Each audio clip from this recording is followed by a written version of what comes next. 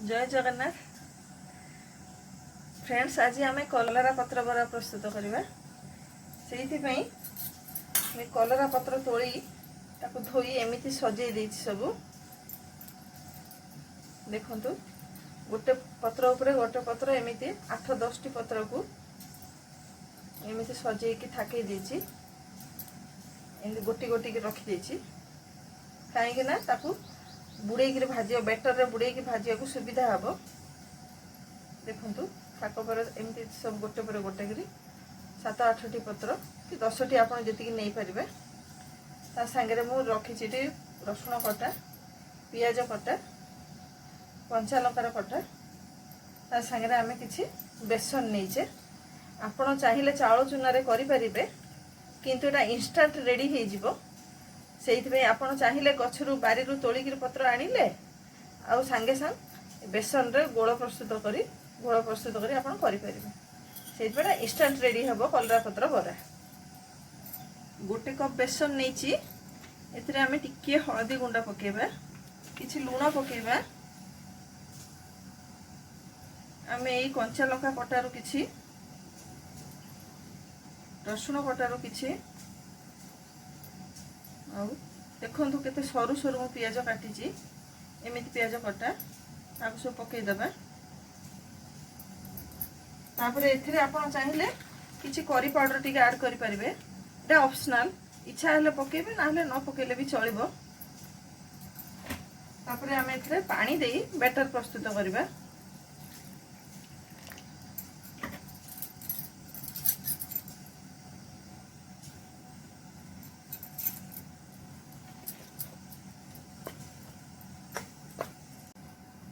देखो एबे बैटर प्रस्तुत हो गला। एबे एथिरे आमे ए पत्र को बुड़े पैन रे भाजिबा। गैस रे पैन बसई दीची, पैन गरम हो गलानी। एबे आमे एथिरे किछि सोरिष तेल पकेबा। एबे आमे बैटर रे ए कलरा पत्र को बुड़ेबा। ता पूरा डीप कर दबा भितरे एमती धरी थिबा गोटे साइड रो नाल से पूरा खोली जिवो।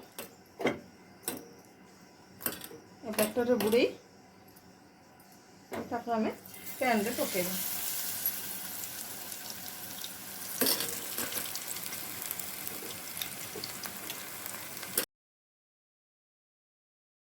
एथिरे जो कंचा लंका पड़ीची और रसुण और पियाज कटा पड़ीची तो पाटिरे लागिले बहुत भल लागिबो।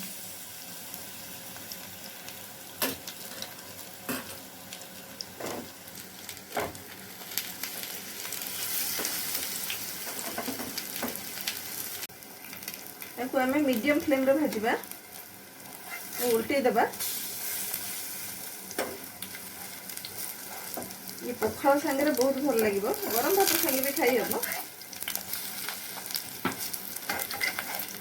कौड़ी कौड़ी कलरा पत्र बहुत जल्दी भाजी हो सॉफ्ट हो ये।